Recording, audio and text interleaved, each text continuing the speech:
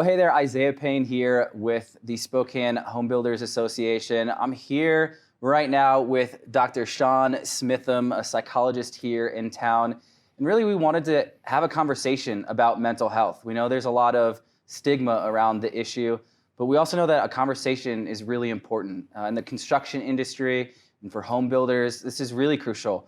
Construction is the highest instance of suicide of any industry in our economy. And so we really think this is a crucial time with coronavirus, with everything that's gone on this year, and even the holiday season that we're in. It's really kind of a peak time for these kinds of conversations. They're really important. And so we appreciate you taking some time to hang out, to share with us. And I'd love to hear first, just, this year, 2020 has been not normal. Not normal. And so talk to us from your perspective, what you're seeing within our community, within the area of mental health. How do you think that has changed? What are some things that you've observed? Sure. So when we're talking about suicide, or we're talking about depression or mental health issues, what we're really talking about is emotional regulation. Okay. And the three core components of emotional regulation are that the environment is stable, predictable, and safe.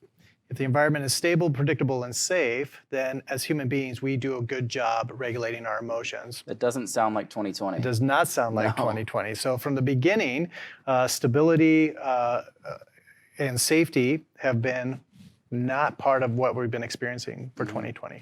Now that's fine in the short term. Most people have enough psychological resilience, if you will, to get through that. So for the first time we were announced back in March, we're locking down for 6 weeks. Most people dealt with that pretty well. But when you take a look at the mental health referrals and calls, crisis calls, you can see a very steady trend upward as that continued to prolong. And then, like you hit upon there in your introduction, then we start to add in extra layers. So we have this large, like a funnel, we've got this larger environment that is not stable, predictable, and safe. Now we move into a holiday season that we already know is going to be really tough for some people. And then we're particularly focusing on an industry that we know has additional challenges on top of those extra 3 layers. So this is a really high risk time for a lot of people in your industry. Yeah, so as we think about that and maybe evaluating this environment, when you are meeting with a patient or talking with somebody, what are some things that maybe you're looking for, some indicators there that maybe we should be aware of? Yeah, it's a great question. So if we go back again to stable, predictable, and safe. So the first thing I'm looking for is, what's your day-to-day routine like, and has it changed a lot? So are we seeing disruptions in appetite? Are we seeing disruptions in sleep patterns? Because that's going to give me a sense of how stable your environment in your home and your work situation is. Predictable. So have there been stresses recently? Family members who have become ill? Have you become ill yourself? Has there been a disruption in cash flow? Those type of things. So anything that shakes up that predictability. And then safe. How are you feeling right now? Are you feeling safe? Are you feeling like I can handle this? Or are you feeling like you need some extra support? Another thing that COVID has taken away from us is human beings are we're not wired to manage our emotions in isolation. Our brain is set up to connect socially. And so COVID has taken that away. So I want to get a sense of how's your social network? Are you feeling pretty alone and isolated? Can you talk to people about these sort of things?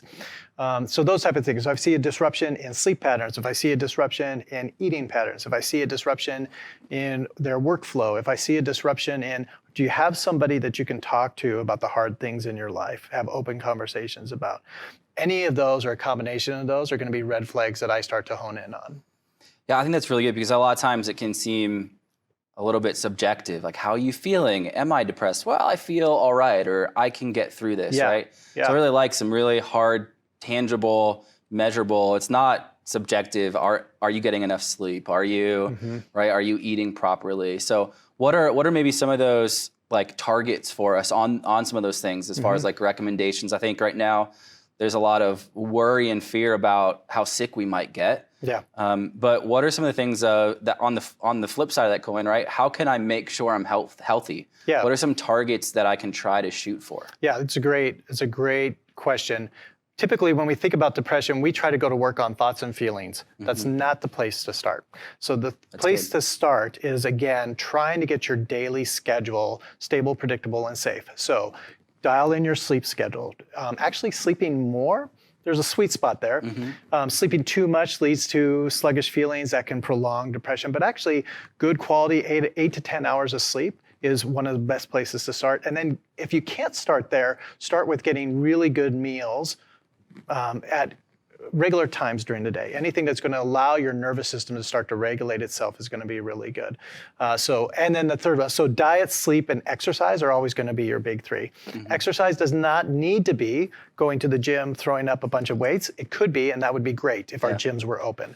If they're not open, it turns out that just walking for 15 to 20 minutes a day has really good antidepressant effects. So that's where I would look for first, is trying to establish those routines along sleep, meals, and exercise, some kind of activity. And then trying to get some kind of social component in there as you can is really important as well. Yeah, I know too, as we mentioned, really the holiday season is, COVID aside, is already really a stressful time. And so what are, again, some of those like indicators that we should be aware of if we're seeing, even for ourselves, we're seeing, man, I feel like I'm lacking in this area. What are some of those things for us to look for, to recognize for ourselves? And then how do we try to address that?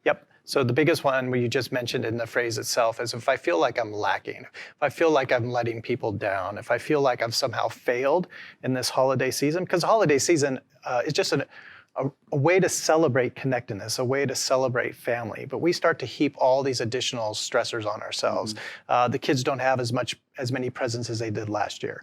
I'm not able to get the same quality of presents. It's not about the presence, it's about being present for one another. So and maybe COVID might be good for us in that sense. Maybe COVID will allow us the opportunity to kind of take a step back and just enjoy this time together, enjoy activities with one another, instead of putting this emphasis on somehow trying to provide this huge extravaganza for everybody. And then the other thing you could look for as well is if we're looking for coping mechanisms, like if we're reaching for alcohol. If I'm starting to notice some personality changes, I've been becoming irritable with my spouse or my children. I don't want to be around anybody. Those are also really good red flags where this might be something more than just regular holiday blues, and it's probably worth at least calling someone and having a conversation about. Yeah, talk a little bit more about that. I know there's a larger conversation about mental health and substances, but really particularly in this season, kind of seems like it's part of the culture, the ethos of Christmas for some people.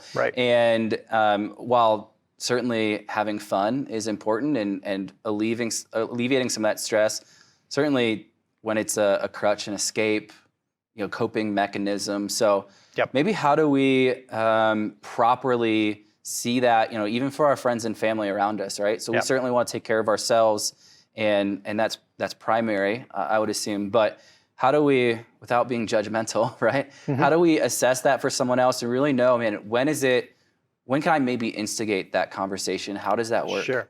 So practically speaking, I get concerned if people are having 4 or more drinks a night, or 4 or more drinks an occasion. Now, if you go to a party and it's a one-time thing during the holiday seasons, and I may be tied on 6 drinks. All right, maybe I'm a little bit concerned about that, but as a family member, I maybe just make a note of it, and I'm not going to bring it up in conversation.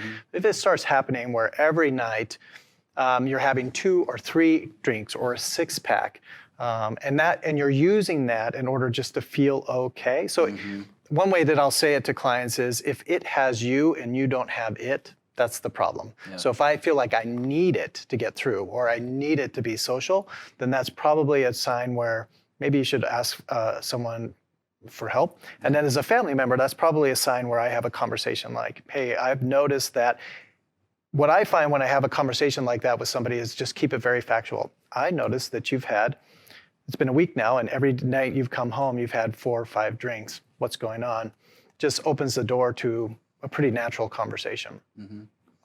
That's great. Well, I know we're going to have a little bit more conversation, but are there some, I know we talked about some hotlines, some resources for people. Maybe we can mention that, especially in this holiday season, if this is something that you're dealing with or you're noticing, what are some ways people can reach out for help? So there's 3 places you can reach out for help, and I wrote them down so I don't forget them. So text messaging.